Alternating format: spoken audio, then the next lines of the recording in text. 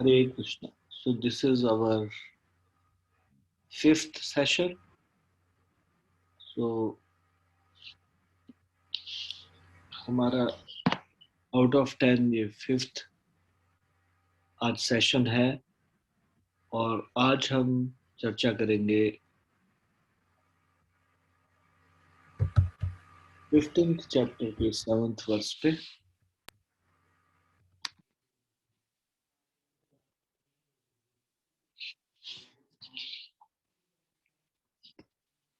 तो इससे पहले कि हम ये शुरू करें, सबसे पहले भगवत गीता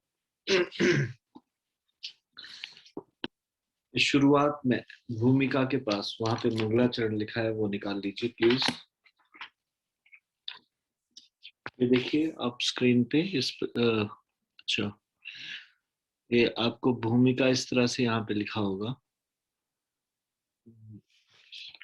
एक मिनट के लिए स्पॉटलाइट करेंगे।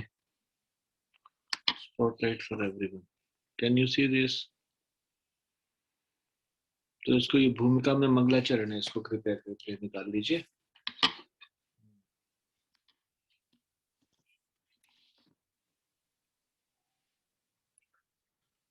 तो सब लोग मेरे साथ ये प्रार्थना बोलेंगे एक साथ। ये प्रार्थना बहुत पावरफुल है, इसमें भगवान की कृपा निहित है। ओम अज्ञानतिमिरान्धस्य ज्ञानाञ्जनशलाकया चक्षुरुन्मिलितं येन तस्मै श्रीगुरुवे नमः। श्रीचैतन्यमनोभीष्टं स्थापितं येन भूतले स्वयं रूपः कदा मह्यं ददाति स्वपदान्तिकम्।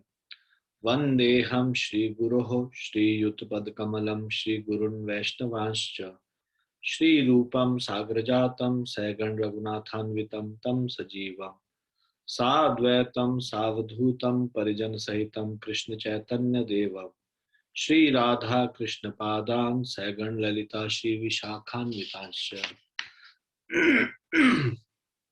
हे कृष्ण करुणा सिंधु दीनबंधु जगतपते गोपेश गोपिका कांत राधा कांत नमोस्तुते।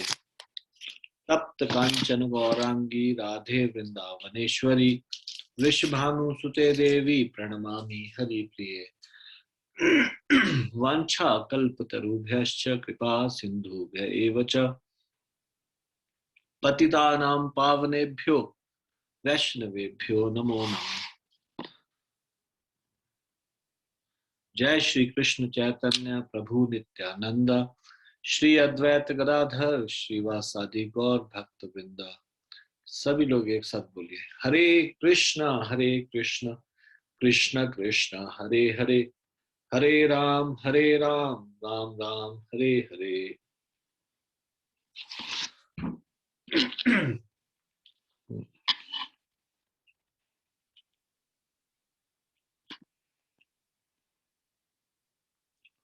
So am I audible? सब लोग क्लियर सुन पा रहे? हाँ। अच्छा एक मिनट, मैंने म्यूट किया। किसी ने अभी मैसेज किया कि साउंड प्रॉब्लम है, तो मुझे लगता है कोई अनीता शर्मा उन्होंने कहा। अनीता शर्मा ने कहा हाँ। तो और सब लोगों को ठीक है, क्लियर आ रही है आवाज? हरे कृष्ण प्रभु जी, अब ठीक है प्रभु जी। ओके ओके, हरे कृष्णा प्रभु जी। तो मैं म्यूट कर रहा हूँ अभी सबको। हाँ ठीक।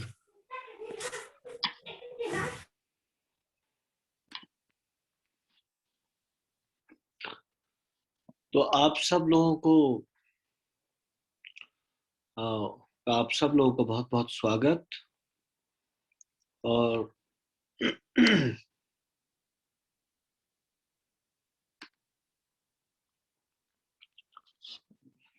आज हम भगवत गीता के 15वें अध्याय के 7वें श्लोक से समझेंगे what is the relationship of living entity with Krishna.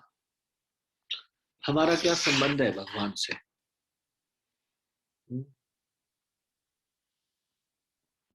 जीवात्मा और भगवान में क्या संबंध है?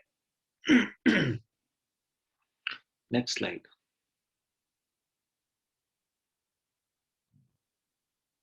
So will discuss relationship.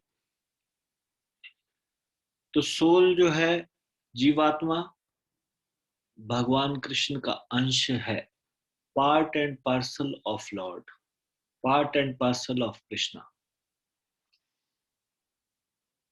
अभी हम श्लोक को भी पढ़ेंगे अच्छे से, लेकिन श्लोक को पढ़ने से पहले कुछ समझ लेते हैं। कृपया ध्यान दीजिए, बी अटेंटिव, स्क्रीन पे देखिए, बाकी काम छोड़ दीजिए प्लीज।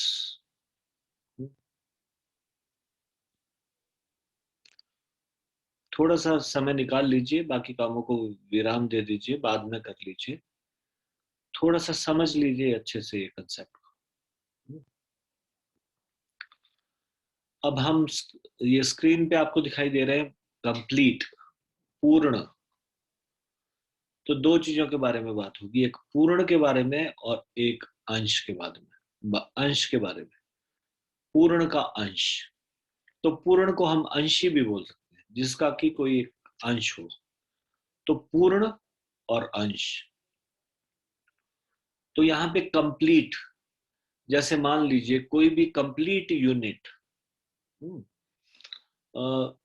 गाड़ी, अगर टायर अलग निकाल दिए जाए, पुर्जे अलग कर दिए जाए, तो it is a separated unit.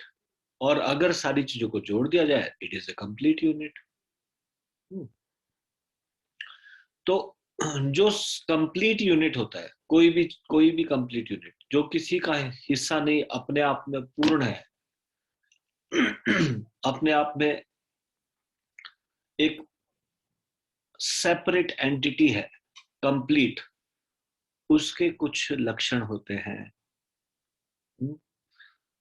तो कंप्लीट का लक्षण है, इट इज इंडिपेंडेंट। अगर मान लीजिए खराब कार किसी रिकवरी वैन के साथ जुड़ी है, खींचे जा रही है, तो वो जैसा चलाएगा वैसे चलेगी।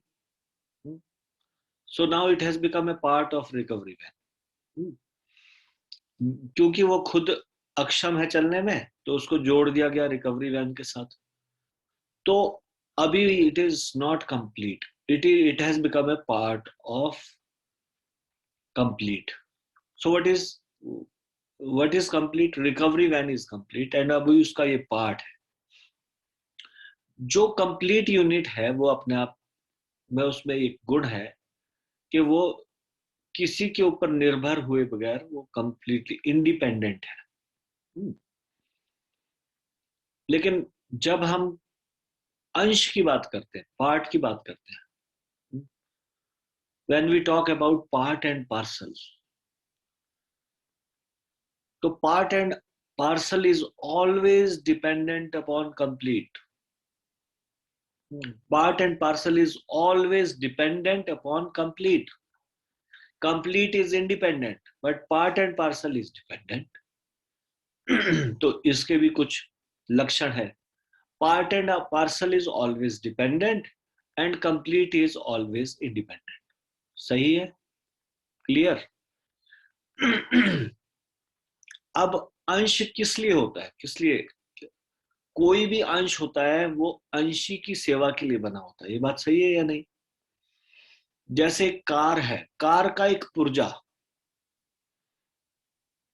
वो कार का पुर्जा बना होता है कार की सेवा के लिए। जैसे कि एक गाड़ी है, उसका एक टायर है, तो टायर किस लिए बनाया गया?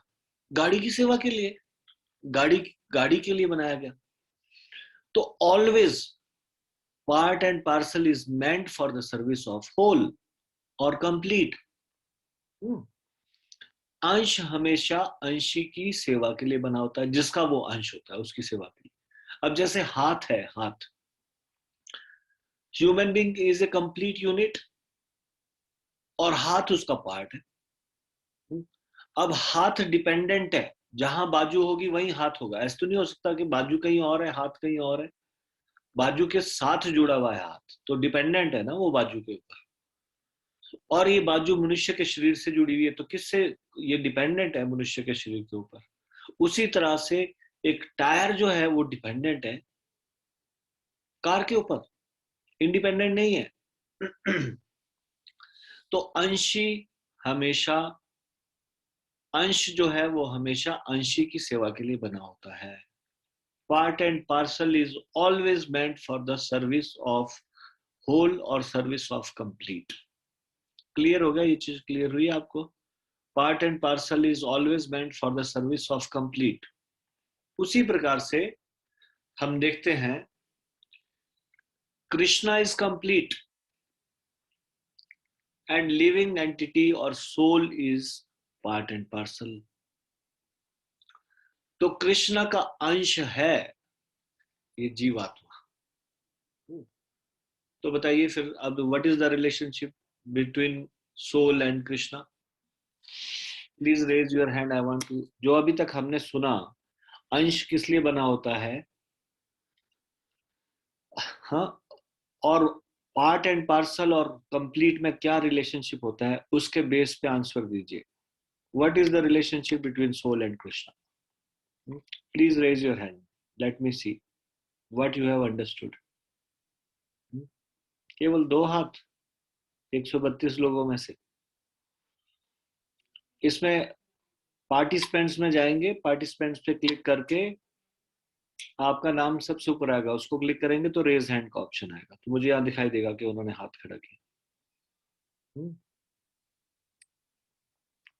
सो I am asking, according to what we have learned just now, what is the relationship between soul and Lord? Who is complete, who is part and parcel, and what is उनके बीच में क्या? एक minute screen को हटाएंगे मुझे. Late me see the people. Okay, तो ये कितने लोगों ने, 19 लोगों ने हाथ खड़ा किया सिर्फ. बाकी लोगों को कॉन्फिडेंस नहीं है.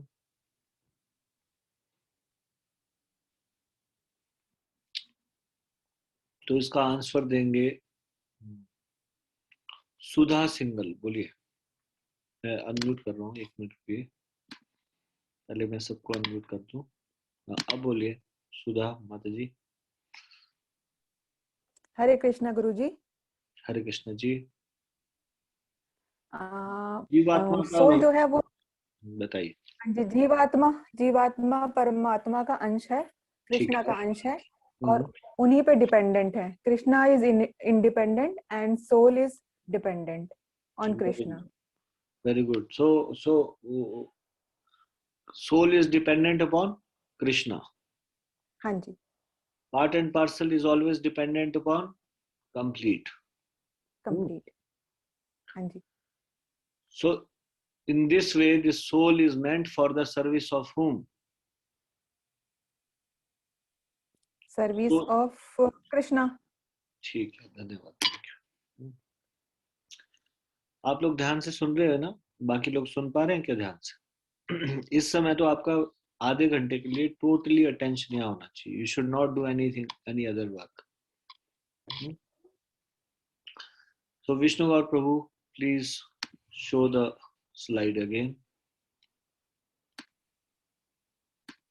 उसमें भी मैं आपसे प्रश्न पूछने वाला हूँ, इसलिए ध्यान से सुनिएगा, एक एक चीज को ध्यान से सुनिएगा. I will ask some question. So let us come to the next verse, जो अभी हम 15वें अध्याय का 7वां श्लोक जिस पर चर्चा करने जा रहे हैं. ठीक है, आप सब लोग मेरे साथ बोलेंगे, लेकिन मुझे एक ही व्यक्ति की आवाज सुनाई देगी. विष्णु गौर प्रभु मेरे साथ बोलेंगे. कृपया आप सब लोग मेरे पीछे दोहराइए. ममेवांशो जीवलोके, ममेवांशो जीवलोके, जीवभूतः सनातनः, जीवभूतः सनातनः, मनः षष्ठानि इन्द्रियाणि, मनः शस्त्राणि इन्द्रियाणि, प्रकृतिस्थानि कर्षति. प्रकृतिस्थानि कर्षति. धन्यवाद. इसका अनुवाद है, इस बद्ध जगत में सारे जीव मेरे शाश्वत अंश है. बद्ध जीवन के कारण वे 6 इंद्रियों से घोर संघर्ष कर रहे हैं. जिनमें मन भी सम्मिलित है।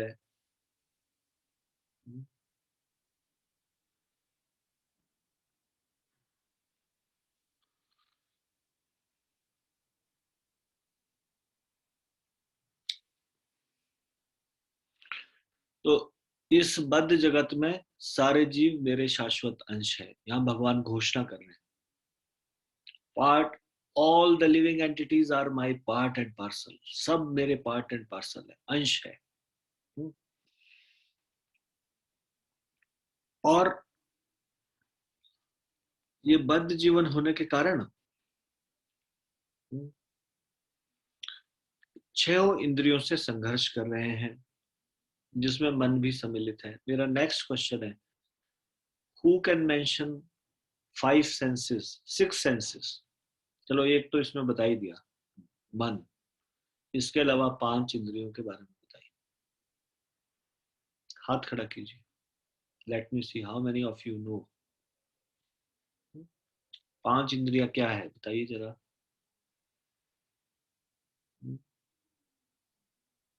How many of you already know? आपने एक इस प्रकार का एक उपमा देखी है जिसमें कि ये बताया गया है, ये शरीर रथ के समान है, 5 घोड़े, रथ के 5 घोड़े, ये 5 इंद्रियां हैं, ये लगाम मन है, सारथी बुद्धि है, और जो उसमें बैठा है वो आत्मा है। ऐसा ऐसा फोटो देखिए, कहीं सुना है? तो 5 घोड़े क्या है, वो 5 इंद्रियां क्या है?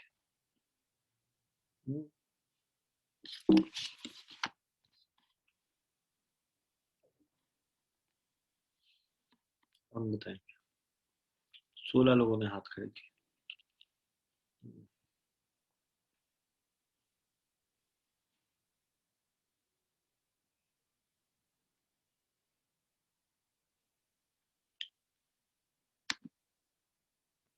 मनोहर ठाकरे, यस, आप बताइए।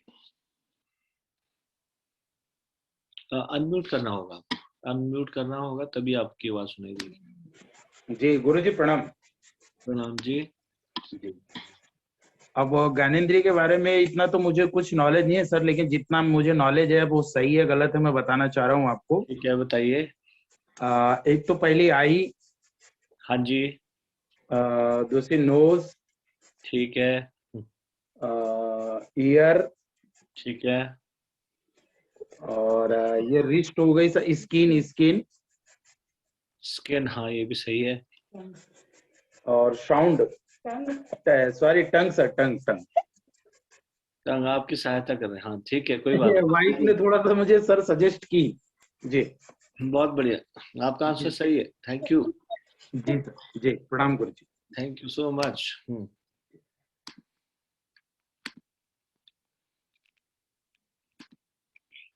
एग्जाम में अलाउड है अगर 2 लोग बैठ के भी करेंगे तो कोई प्रॉब्लम नहीं है। ऑनलाइन एग्जाम होगा, अगर आप धर्मपत्नी की सहायता लेना चाहे तो ले सकते हैं, ठीक है। चलो ओके।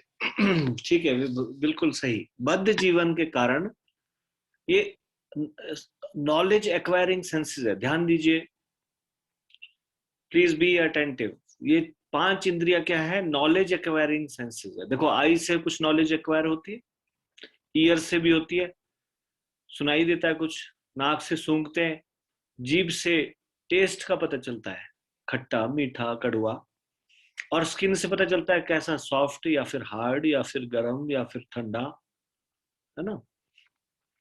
तो ये 6 इंद्रियों के साथ घोर संघर्ष कर रहे हैं, जिसमें मन भी सम्मिलित है। अब हम तात्पर्य पढ़ते हैं।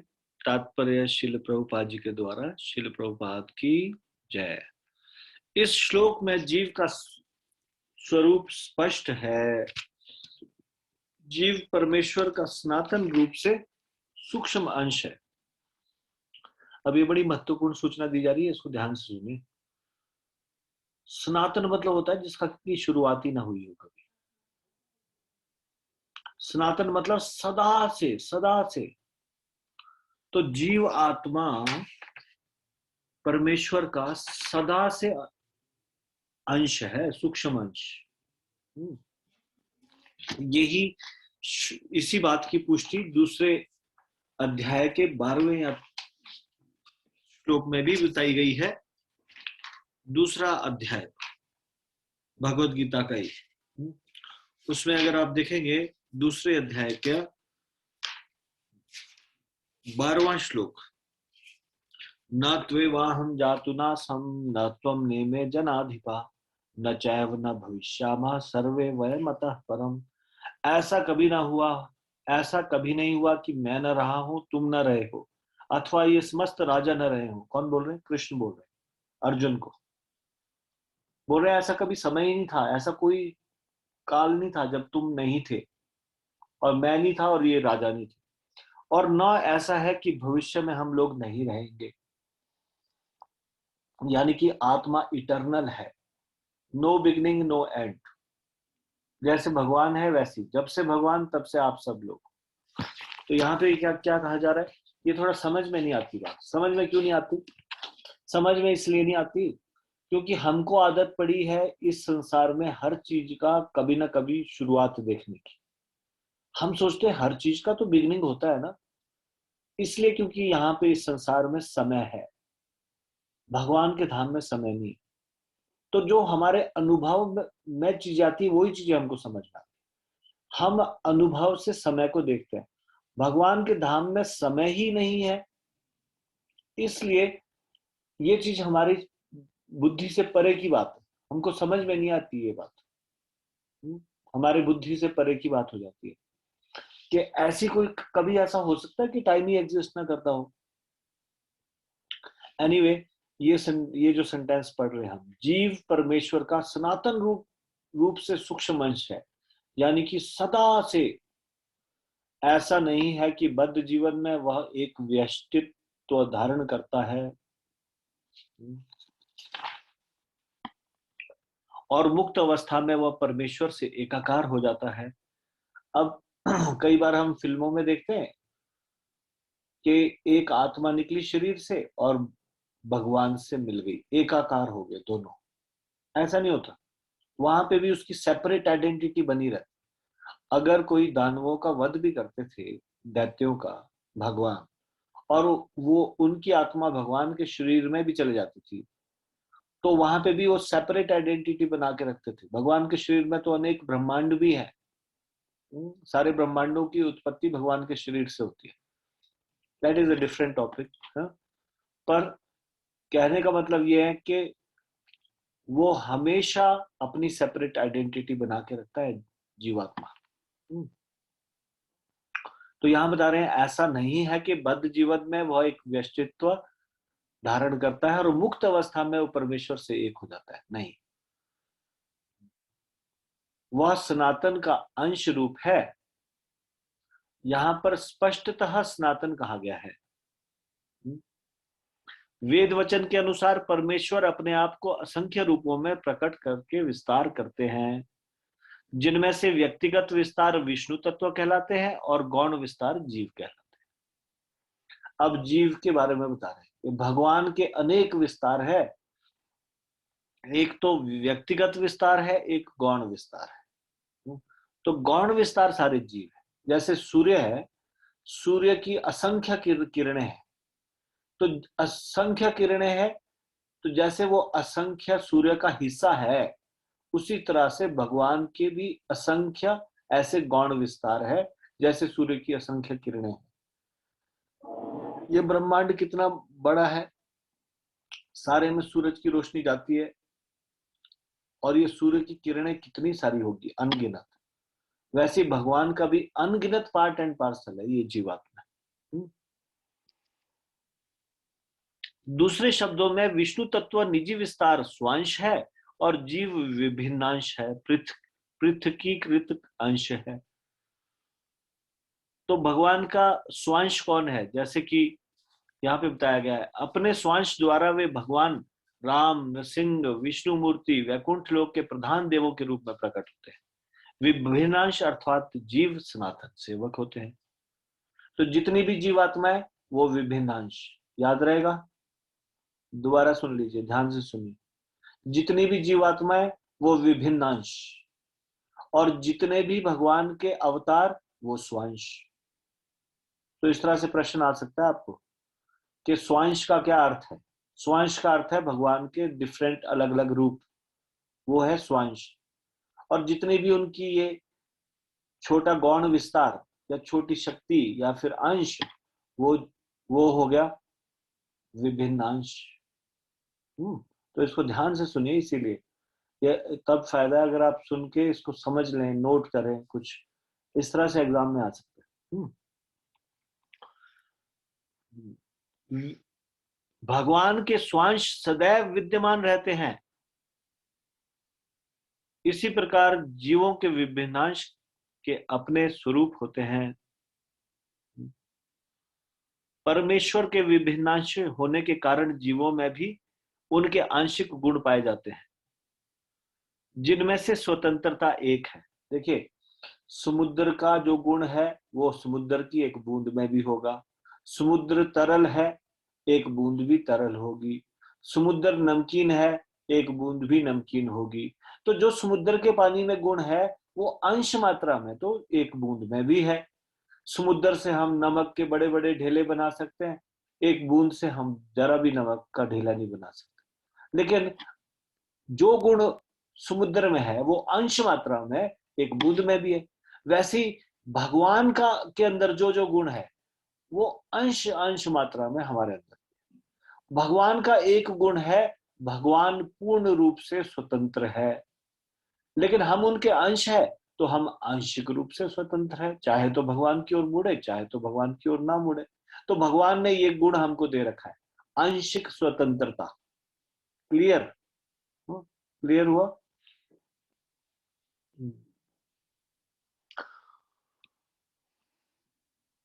परमेश्वर के, दोबारा से पढ़ रहा हूं इसको, परमेश्वर के विभिन्न अंश होने के कारण जीवों में भी उनके आंशिक गुण पाए जाते हैं, जिसमें से स्वतंत्रता एक है। प्रत्येक जीव का आत्मा रूप में अपना व्यष्टित्व तथा सूक्ष्म स्वातंत्र्य होता है। अब देखिए, व्यष्टित्व का क्या मतलब होता है? इंडिविजुअलिटी। इंडिविजुअलिटी मतलब है इंडिविजुअल, जो इंडिविजुअलिटी है सोल की, कि सब सोल अलग अलग है, इंडिविजुअल है। प्रत्येक जीव का आत्मा रूप में अपना व्यष्टित्व है और सूक्ष्म स्वातंत्र्य होता है। सूक्ष्म स्वातंत्र्य मतलब फ्री विल होती है, मतलब बहुत ज्यादा फ्री विल नहीं होती, लेकिन आंशिक रूप में फ्री विल होती है। इसी स्वातंत्र्य के दुरुपयोग से जीव बद्ध बनता है। जब वो अपनी स्वतंत्रता का दुरुपयोग करता है तब वो बद्ध बन जाता है, और उसके सही उपयोग से वो मुक्त बन जाता है। जब अपनी स्वतंत्रता का सही उपयोग करता है, सही उपयोग क्या है? स्वतंत्रता का सही उपयोग करना, भगवान की शरण में जाना, जिसके हम अंश है, उनकी सेवा करना। अंश बना ही होता है अंशी की सेवा के लिए, उनसे जुड़ जाना। तो जब सही प्रयोग करता है स्वतंत्रता का तो मुक्त बन जाता है, जब दुरुपयोग करता है तो बद्ध बन जाता है। दोनों ही अवस्थाओं में वो भगवान के समान ही सनातन होता है, चाहे बद्ध हो चाहे मुक्त अवस्था में हो। हाँ, जीवात्मा सदा रहेगा। मुक्त अवस्था में वो इस भौतिक अवस्था से मुक्त रहता है और भगवान की दिव्य सेवा में निरत रहता है।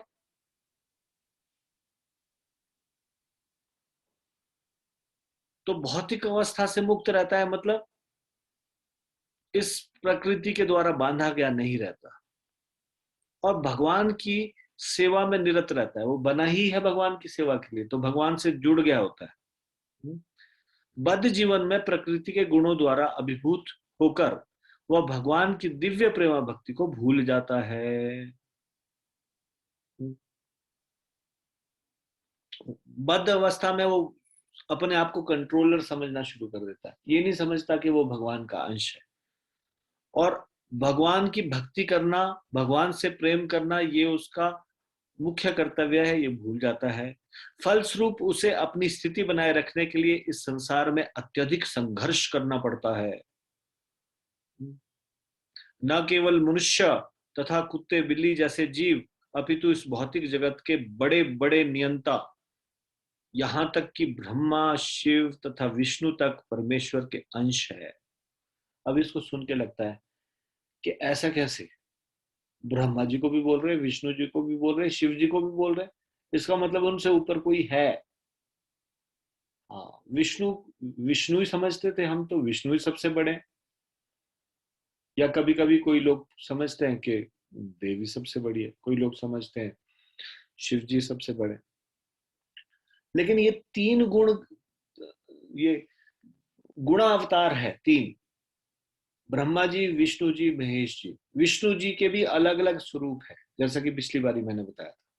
गर्भोदकशाही विष्णु, क्षीरोदकशाही विष्णु, कारणोदकशाही विष्णु, ये सब, ये तीनों महाविष्णु के अंतर्गत है। पहली चीज तो इसको डिटेल में समझाया जाएगा भविष्य में कभी, ठीक है। और महाविष्णु स्वयं एक छोटा सा पार्ट है किसके, आदि स्वरूप जो भगवान का है इन सब में, वो कृष्ण है। ऐसा खुल के डंके की चोट पे कोई भगवान का स्वरूप नहीं बोलते, जैसे कि पिछली बारी हमने वो पढ़ा था, अहम सर्वस्व प्रभुवो मत्तः सर्व प्रवर्तते, मत्तः सर्वम प्रवर्तते, मुझसे ही सारी चीजें उत्पन्न हुई है। यानी कि भगवान के स्वरूप तो है बहुत सारे, और ये दो एक ही व्यक्ति के अनेक स्वरूप है, एक ही व्यक्ति अलग अलग जगह में मौजूद है। जैसे कि कृष्ण और राम, ये दोनों एक ही व्यक्ति है, लेकिन अलग अलग शक्तियों के साथ है। राम जी 60 गुणों के साथ है, कृष्ण जी 64 कलाओं से पूर्ण है, तो विष्णु भी 64 कलाओं से पूर्ण नहीं है। तो आदि स्वरूप कृष्ण है, इसका शास्त्रों में उल्लेख है, और हम कभी इसका विस्तार से चर्चा करेंगे कि कृष्ण कैसे आदि स्वरूप है, ठीक है। तो यहां तक कि ब्रह्मा, विष्णु और शिव परमेश्वर के अंश है, तो यहाँ पे ये कृष्ण के लिए संबोधित हो रहा है। ये सभी सनातन अभिव्यक्तियां हैं, क्षणिक नहीं, सनातन अभिव्यक्तियां हैं। यानी कि हमेशा से ये भगवान, जैसे भगवान जब से तब से जीव है, वैसे ही भगवान जब से है तब से ही ये अलग अलग स्वरूप है। कर्षति का मतलब है संघर्ष करना। ये शब्द अत्यंत सार्थक है। बद्ध जीव मानो लोह श्रृंखलाओं से बंधा हो, वह मिथ्या अहंकार से बंधा रहता है, और मन मुख्य कारण है जो उसे इस भव सागर की ओर धकेलता है। मिथ्या अहंकार क्या है? अहंकार होता है अहम आकार, मैं कौन हूं, मैं, मेरा आकार क्या है, मैं वास्तव में कौन हूं। तो हम क्यों कहते हैं कि मिथ्या अहंकार के कारण हम इस संसार में हैं? क्योंकि हमको लगता है कि मैं भोगता हूं, मैं करता हूं, आई एम द कंट्रोलर, मेरे कारण सब कुछ हो रहा है। वास्तव में तो हमारे कारण कुछ भी नहीं हो रहा है, भगवान की शक्ति से सब कुछ हो रहा है। भगवान ने हमें शक्ति दी तो हम हाथ ऊपर उठा पा रहे हैं, तो असली कारण तो है भगवान। तो जब हम अपने आप को कर्ता समझने लग जाते हैं, हम अपने आप को we consider our self doer, तो ये हमारा मिथ्या अहंकार है। और जब हम ये समझना शुरू कर देते हैं कि हम भगवान का अंश है और भगवान ही वास्तव में डूअर है, उनकी कृपा से ही हम कुछ कर पा रहे हैं, तो हम सही अहंकार में है। तो ये है वास्तविक अहंकार। तो अहंकार शब्द में प्रॉब्लम नहीं है, अहंकार हम यूज करते हैं मिथ्या अहंकार के लिए। जब कोई सही समझता है तो वो सही है। तो जो जीव है वो मिथ्या अहंकार से बंधा रहता है, और मन मुख्य कारण है जो उसे इस भवसागर की ओर धकेलता है। इस संसार में हमें धकेलने वाला कौन है? किसके कारण हम इस संसार में बार बार आ रहे हैं और कष्ट भोग रहे हैं? यह है हमारा मन। मन के कारण ही सारी समस्या है। ये मन के कारण सारी समस्या उत्पन्न होती है।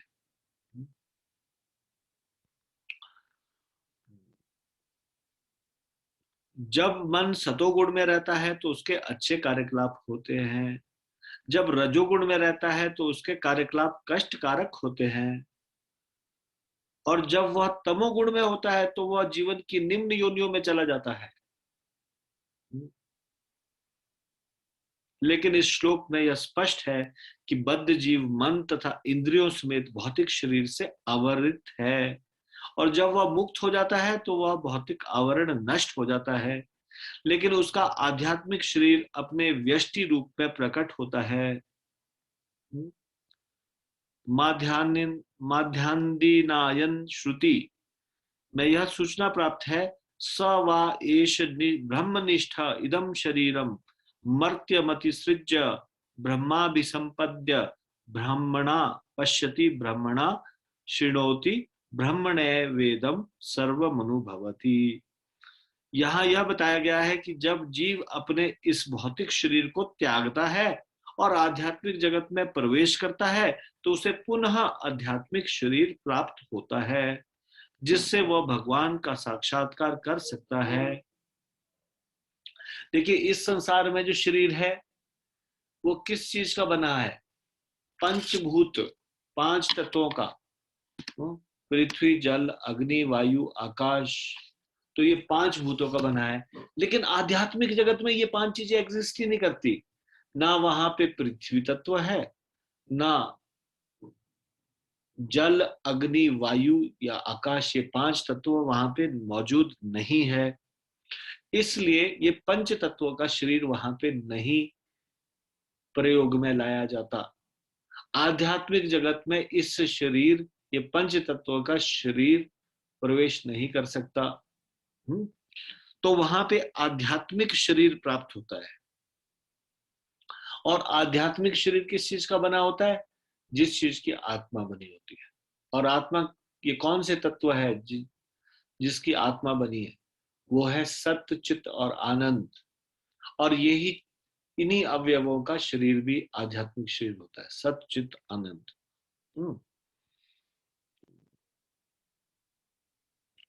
तो आध्यात्मिक शरीर प्राप्त होता है जिससे वह भगवान का साक्षात्कार कर सकता है। यह उनसे आमने सामने बोल सकता है और सुन सकता है तथा जिस रूप में भगवान है उन्हें समझ सकता है। स्मृति से भी यह ज्ञात होता है, वसंती यत्र पुरुषः सर्वे वैकुंठ मूर्तयः। वैकुंठ में सारे जीव भगवान जैसे शरीरों में रहते हैं। देखिए, भगवान भी बने हुए हैं किस चीज के? सच्चित आनंद के। और जीवात्मा भी बना हुआ है किस चीज का? सच्चित आनंद का। जहां तक शारीरिक बनावट का प्रश्न है, अंश रूप जीवों तथा विष्णु मूर्ति के विस्तारों अंशों में कोई अंतर नहीं है। दूसरे शब्दों में, भगवान की कृपा से मुक्त होने पर जीव को आध्यात्मिक शरीर प्राप्त होता है। अब भगवान ने मनुष्य को अपने जैसा बनाया, जैसे भगवान का स्वयं मुख, कान इत्यादि है, उस प्रकार से बनाया। तो ये सबसे क्लोज वे है जहां से वो मनुष्य भगवान के धाम जा सकता है। इसी शरीर के माध्यम से ही जा सकता है। ममे वांश शब्द भी अत्यंत सार्थक है, जिसका अर्थ है भगवान का अंश। भगवान का अंश ऐसा नहीं होता जैसे किसी पदार्थ का टूटा खंड, अंश। हम द्वितीय अध्याय में देख चुके हैं कि आत्मा के खंड नहीं किए जा सकते। इस खंड की भौतिक दृष्टि से अनुभूति नहीं हो पाती।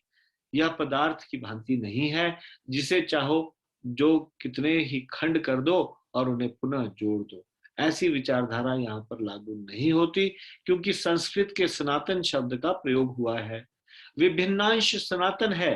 द्वितीय अध्याय के प्रारंभ में यह भी कहा गया है कि प्रत्येक व्यक्ति के शरीर में भगवान का अंश विद्यमान है। देहिनो अस्मिन् यथा देहे, वो वाले श्लोक में बताया गया। यह वह अंश जब शारीरिक बंधन से मुक्त हो जाता है तो आध्यात्मिक आकाश में, वैकुंठ लोक में अपना आदि आध्यात्मिक शरीर प्राप्त कर लेता है, जिससे वह भगवान की संगति का लाभ उठाता है। किंतु ऐसा समझा जाता है कि जीव भगवान का अंश होने के कारण गुणात्मक दृष्टि से भगवान के ही समान है। जिस प्रकार स्वर्ण के अंश भी स्वर्ण ही होते हैं। तो भगवान का अंश है जीवात्मा और भगवान की सेवा के लिए बना है जीवात्मा, लेकिन अभी अपनी पहचान भूल गया है, इसलिए इस संसार में यथा तथा सेवा में लगा हुआ है, भूल गया है वो वास्तव में भगवान की सेवा में के लिए बना है। ये जीवात्मा की दो इनसेपरेबल क्वालिटी है जो उनसे सेपरेट नहीं की जा सकती, और ये इनसेपरेबल क्वालिटी क्या है? वो है प्रेम और सेवा। कोई भी जीवात्मा बिना सेवा किए नहीं रह सकता और बिना प्रेम किए नहीं रह सकता। ये प्रेम का जब बात हो रही है तो ये वास्तव में दिव्य प्रेम, बिना किसी स्वार्थ का, संसारिक आसक्ति की बात नहीं की जा रही। तो ये जीवात्मा, हर एक जीवात्मा की दो इनसेपरेबल क्वालिटी, तो जीवात्मा इसके बगैर नहीं रह सकता। तो भगवान का अंश है इसलिए भगवान की सेवा के लिए बना है, भगवान का अंश है इसलिए भगवान से प्रेम करने के लिए बना है, लेकिन वो अपनी आइडेंटिटी भूल गया है, इसलिए संसार में वास्तविक प्रेम ढूंढता रहता है, इस संसार के लोगों की सेवा करता रहता है और उससे कभी भी उसको संतुष्टि नहीं मिलती।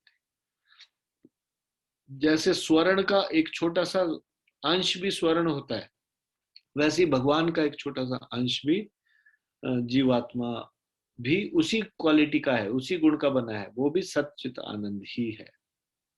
ठीक है, तो आज हम इसको यहाँ पे विराम देंगे। यदि आपका आज की चर्चा में से कोई प्रश्न हो तो आप अपना हाथ खड़ा कर सकते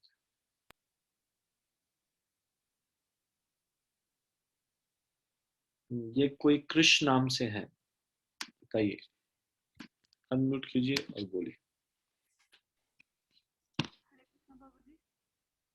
आवाज कम आ रही है, थोड़ा नजदीक से बोलना होगा, माइक के नजदीक से। हरे कृष्णा प्रभु जी। प्रभु जी, आज हमने आइडेंटिटी की बात करी कि जो सोल्स हैं वो आइडेंटिटी भूल चुकी हैं अपनी। इसको थोड़ा माइक को नजदीक लाएंगे, कुछ तो प्रॉब्लम है आवाज में। मुझे कम आ रही है आवाज या बाकियों को भी कम आ रही है? गुरु जी कम आ रही है जी। अच्छा, तो मुझे तो मेरे उसमें प्रॉब्लम नहीं है। आप अगर इसके माइक को, इसको हटा दिया जाए ईयर प्लग को, तो अब तो बिल्कुल भी आवाज नहीं आ रही। उसको नजदीक लाएं, जो माइक का स्थान होता है ना, उसको मुंह के नजदीक लाएं, जो जहां पे माइक है इसमें ईयर प्लग में। Is it possible? अभी तो I can not hear anything, पहले तो हल्का तो सुनाई दे रहा था।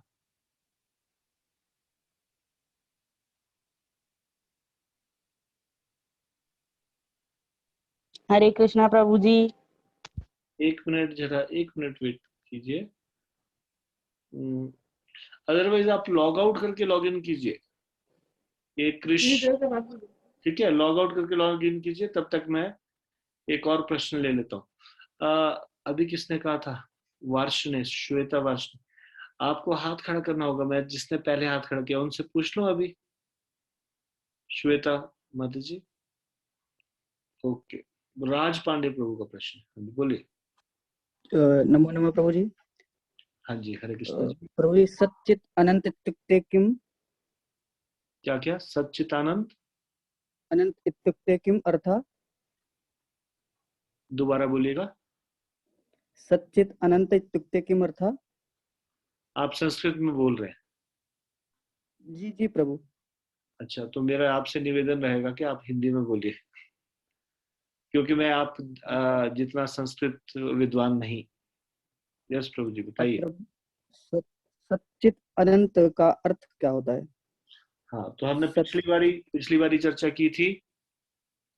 सत का अर्थ है इटर्नल, चित्त का अर्थ है ज्ञान में, और आनंद का अर्थ है ब्लिस।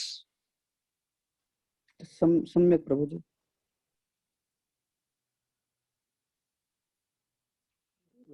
हिंदी में बोले। जी जी समझ गया। ठीक है, धन्यवाद। एकता सिंगल माता जी, बताइए। हरे कृष्णा प्रभु जी। हरे कृष्णा जी। प्रभु जी, अभी इसमें ये पढ़ा हमने कि जीव आत्मा को अपनी स्थिति बनाए रखने के लिए इस संसार में अत्यधिक संघर्ष करना पड़ता है। इसको थोड़ा सा एक्सप्लेन कर दीजिए प्रभु जी।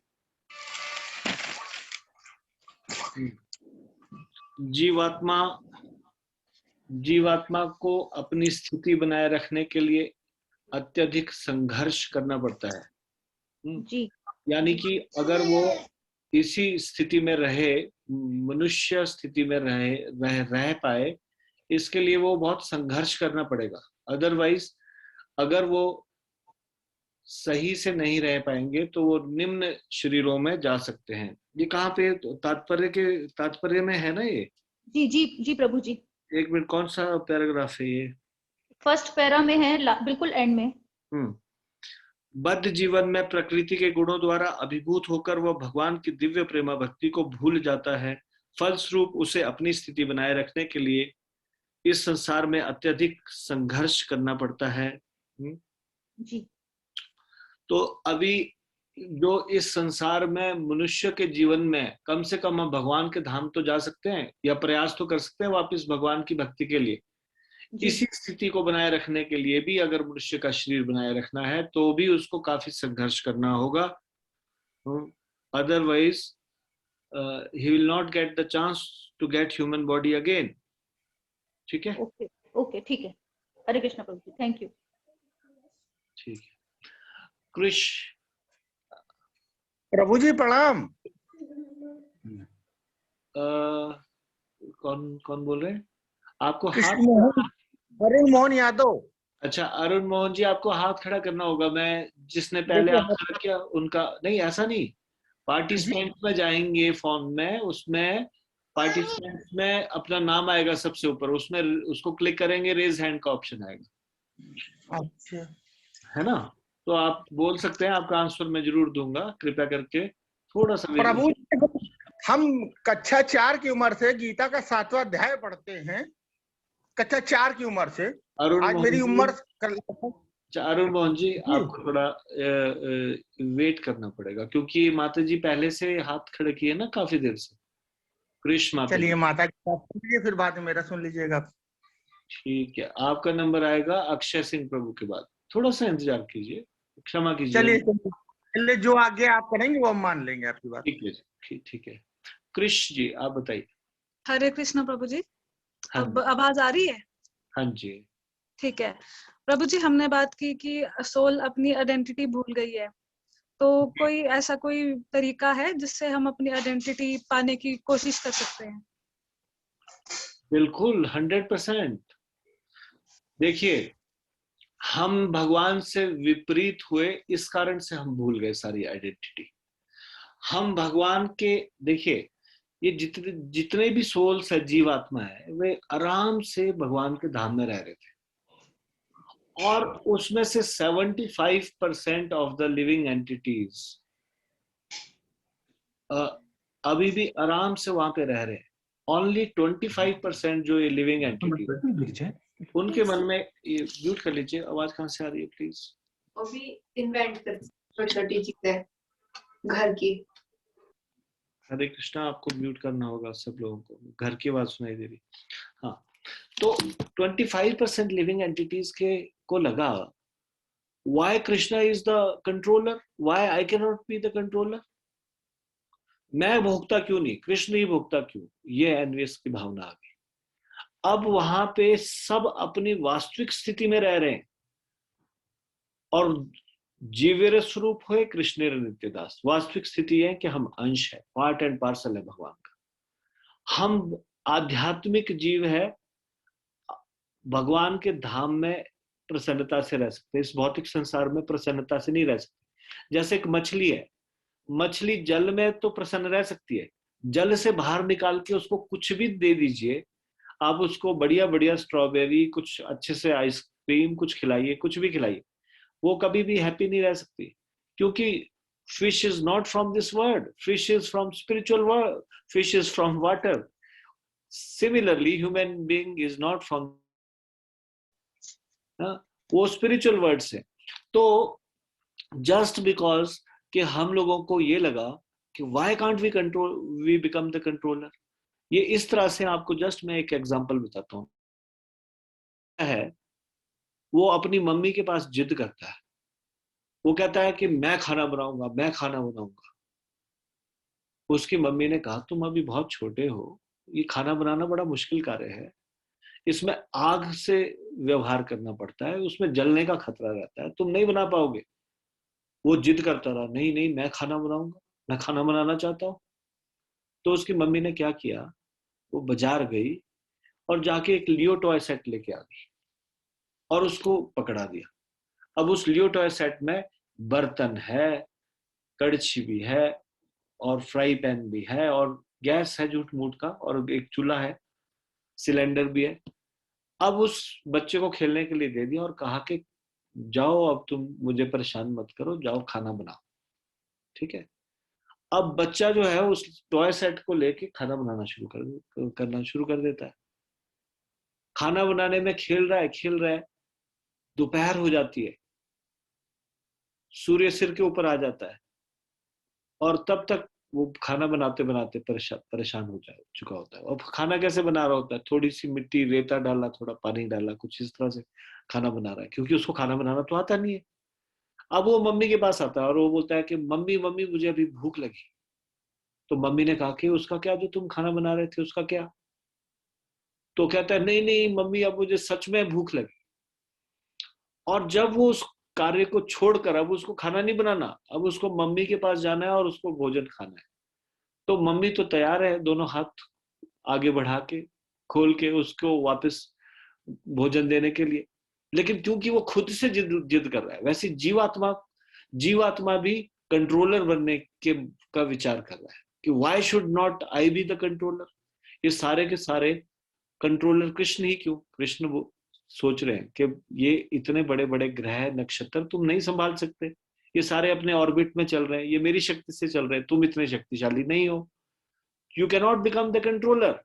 लेकिन हमारी जिद है कि why can't I B the controller. तो भगवान भी एक लियो टॉय सेट, जैसे वो माँ लेके गई थी उसको पकड़ा दिया था, वैसे भगवान ने भी एक सृष्टि की और उसको भेज दिया यहाँ पे कि okay try to be the controller, कोशिश करो और जब थक जाओ तो मेरे पास वापस आ जाओ। तो हमारी भी कोशिश चल रही है इतने जन्मों से कंट्रोलर बनने की, हर जन्म में कोशिश करते हैं कंट्रोलर बनने का। अभी तक हमारे 12 नहीं बजे, जैसे उस बच्चे के 12 बज गए, वो दोपहर हो गया और वो वापस चला गया अपने माँ के पास। अभी तक हम पूरी तरह से इस चीज से संतुष्ट नहीं है कि कृष्ण ही है जो जिनके ऊपर हम डिपेंडेंट है। अभी भी हमको लगता है कि नहीं नहीं मैं कुछ कर सकता हूँ। तो भगवान भी जब हम ये चीज सारी समझ जाएंगे कि नहीं मैं कंट्रोलर नहीं बन सकता, मुझे माँ के संरक्षण में रहना है, जैसे वो बच्चा माँ के पास जाना है, भगवान के संरक्षण में रहना है, तो भगवान तो खड़े हैं वहां पे हमारा इंतजार कर रहे हैं। आपका प्रश्न क्या था? क्या मैं सही प्रश्न, कहीं मैं कुछ और तो नहीं कह गया? नहीं प्रभु जी ठीक है, यही था। ठीक है प्रभु जी जैसे साइंटिस्ट वगैरह है हमारे, वो लोग और ज्यादा ब्रह्मांड डिस्कवर करने में लगे हुए हैं, तो ये उसी चीज का मतलब है कि वो लोग आइडेंटिटी भूल चुके हैं कि मतलब सारी चीजों को कंट्रोल तो नहीं सारे कंट्रोलर बनने का कोशिश कर रहे हैं। और कंट्रोलर बनने की हद तो तब है, मेरा एक मित्र है वो अभी अपनी कंपनी के काम से चाइना गया, ठीक है, मतलब कुछ साल पहले। तो वहां पे उसको कुछ 1-2 महीना रुकना था। तो जहां उनका कंस्ट्रक्शन साइट थी वहां पे एक बार बड़े धमाके की आवाज आई। तो उसने आसपास के लोगों से पूछा ये धमाके की आवाज कैसे आई? तो उन्होंने बोला कि कुछ समय से यहाँ बारिश नहीं हुई। तो जब कोई काला बादल ऊपर से आता है तो ये नीचे से तोप चलाते हैं, कुछ पता नहीं कुछ क्या चलाते हैं, उससे वो थोड़ी कुछ पानी की बूंदों की छिटियां पड़ जाती, यानी कि उसको भी कंट्रोल करने की कोशिश कर रहे। देखो बादल तो ला नहीं सकते, अब बादल अपनी तरफ से जब आ रहा है तो फिर उसके ऊपर वहां पे वो चला के थोड़ा सा सोच रहे हैं कि थोड़ी वर्षा आ जाए। इतनी हद है हमारी कंट्रोलर बनने की, मतलब अभी भी नहीं हार मानने के लिए तैयार। अभी कोरोना आया, सबने देखा कोरोना आया, कितना तगड़ा लॉकडाउन किया, कितना कंट्रोल करने की कोशिश की, लाखों रुपए दाव पे लगा दिए, सारी की सारी फ्लाइट्स बंद हो गई। ये सारी चीजें बंद होने के बाद जब कंट्रोल करने की कोशिश कर रहे थे, कोरोना कंट्रोल नहीं हुआ। कोरोना बढ़ता ही गया, सबने देखा तेजी से बढ़ता गया। अब जब इंसान थक गया और सब लोग बाहर निकल गए, इतना ज्यादा भी कोई परहेज भी नहीं कर रहा जितना पहले परहेज कर रहे थे। अब कोरोना कंट्रोल में हो रहा है। साइंटिस्ट परेशान है, ये कोरोना कंट्रोल में कैसे हो रहा है। अब कुछ साइंटिफिक व्याख्या निकालने में लगे इस चीज में। ये शायद इसलिए हुआ है कंट्रोल में, शायद अब हर्ड इम्यूनिटी शब्द निकाल दिया, हर्ड इम्यूनिटी के कारण कंट्रोल में हुआ।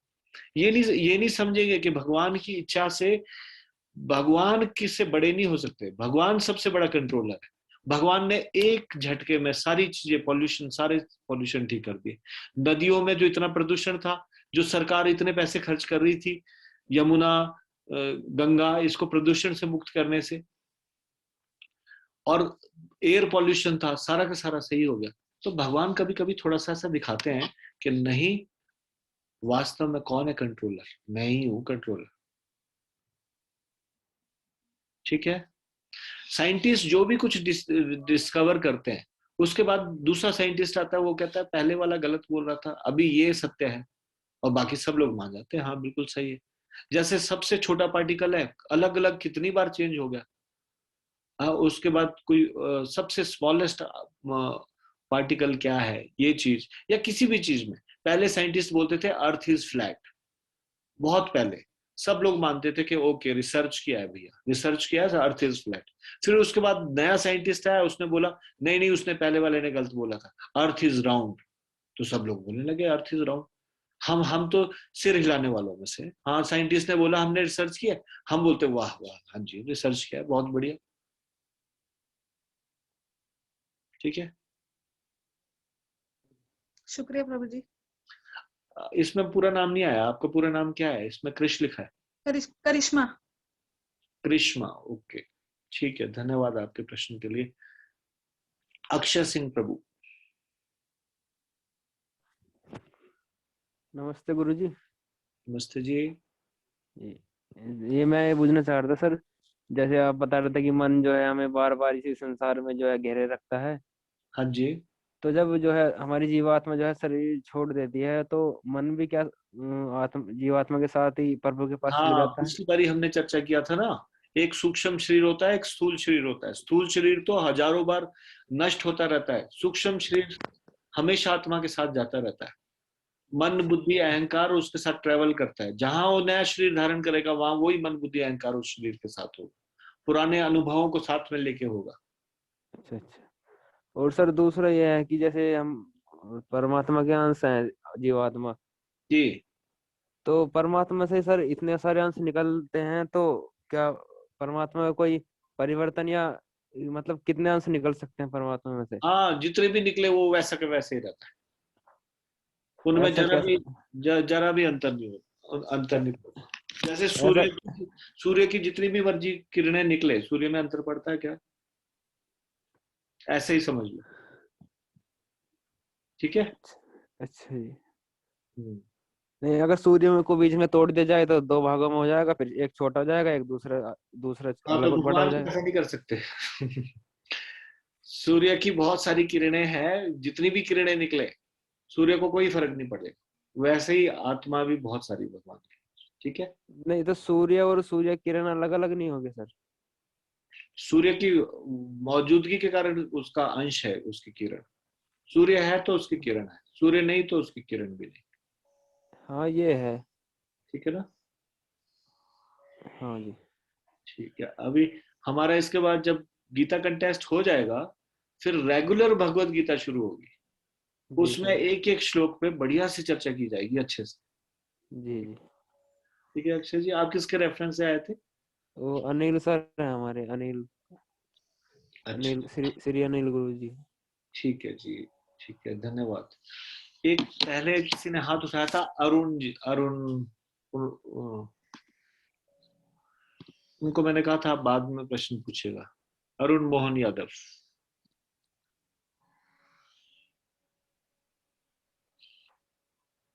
अरुण मोहन यादव जी सुन रहे? अनम्यूट कीजिए, बोलिए।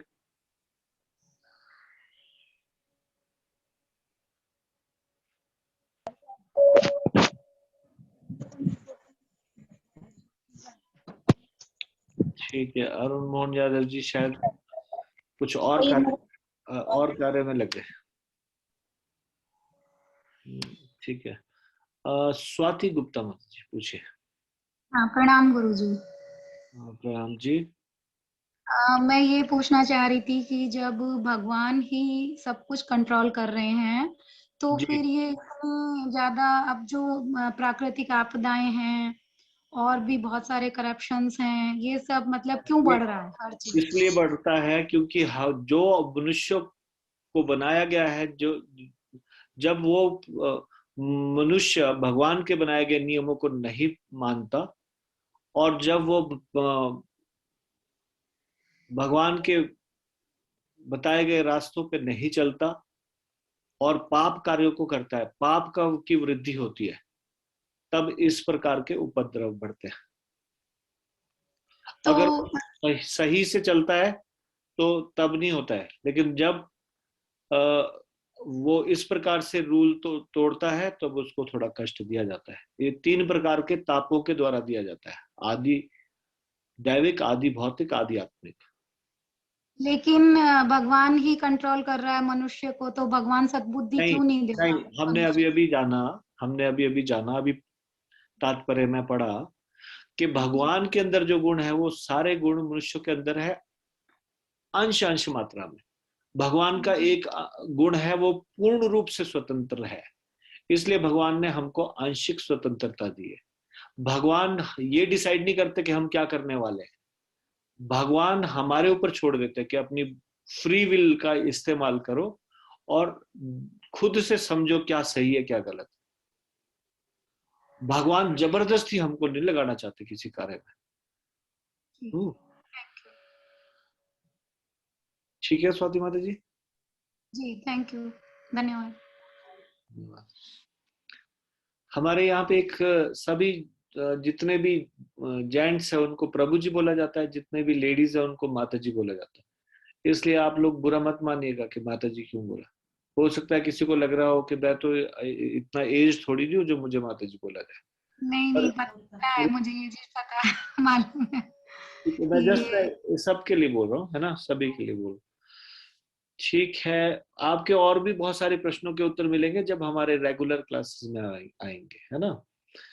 शिवानी सिंह माता जी अभी हाथ में। हरे कृष्णा प्रभु जी, दंडवत प्रणाम। दंडवत जी। प्रभु जी, मेरा जो क्वेश्चन है वो गुणों को लेके है, जो सतोगुण है, रजोगुण है, तमोगुण है। ठीक है। तो प्रभु जी, जब हम भक्त नहीं है तो मुझे समझ में आता है कि हम इन गुणों के अकॉर्डिंगली चलते हैं जी। और अगर हम भक्त हैं जी तो भी क्या इसी गुणों से हमें, मतलब इनके अकॉर्डिंगली हमें काम करना पड़ता है? देखिए, जब हम इन तीनों गुणों को लांघ गए और हम शुद्ध सतोगुण में आ गए तब हमारे ऊपर इन गुणों का प्रभाव नहीं पड़ता। जब हम, पहली बात, भक्त होना भी बहुत बड़ी उपाधि है। भक्त हम बनने का प्रयास कर रहे हैं, अभी भक्त बने नहीं है। हाँ जी।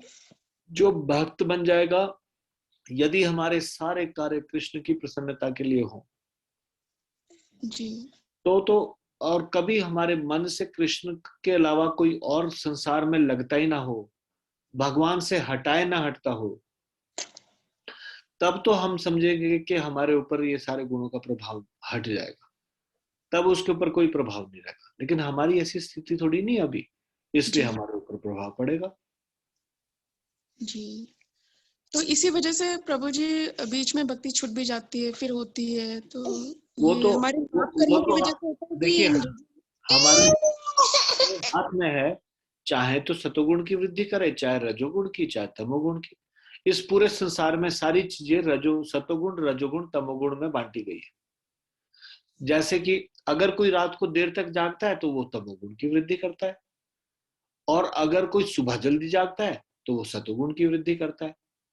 तो सतोगुण की वृद्धि करना है, रजोगुण या तमोगुण, ये हमारे, हम इस प्रकार से करते हैं। भोजन भी इस तरह से, अगर हम फल, शाक, सब्जी, ये सब चीजें खाते हैं तो सतोगुण की वृद्धि होगी। अगर तीखा, चटपटा, खट्टा, अधिक खट्टा ये खाएंगे तो रजोगुण की वृद्धि होगी। और अगर बासा, पुराना, दुर्गंध युक्त भोजन करेंगे तो तमोगुण की वृद्धि होगी। ठीक है, ठीक है प्रभु जी, थैंक यू। हरे कृष्ण प्रभु जी। हरे कृष्ण जी।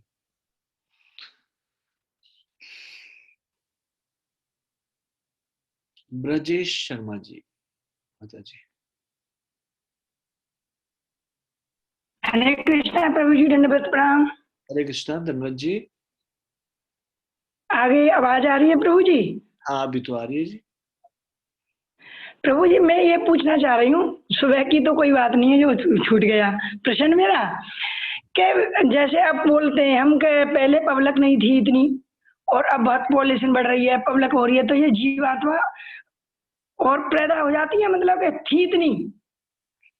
देखिए ये ना असंख्य ब्रह्मांड है और असंख्य ब्रह्मांडों में जीवात्मा है।